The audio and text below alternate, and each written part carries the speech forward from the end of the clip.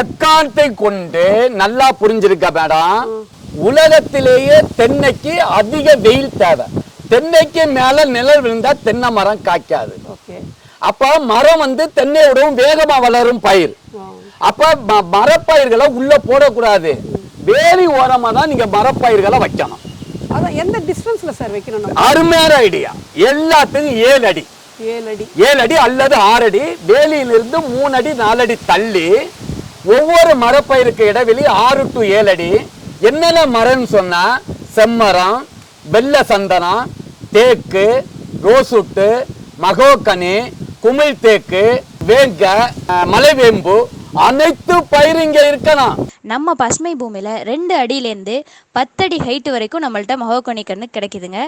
அது மட்டும் இல்லைங்க, நம்ம பசுமை பூமியில மரப்பயிர்கள் எல்லாம் 10 ரூபாயிலேருந்தே விற்பனை பண்ணிட்டு இருக்கோங்க. மறக்காம உங்க ஆர்டரை முன்னாடியே புக் பண்ணிக்கோங்க.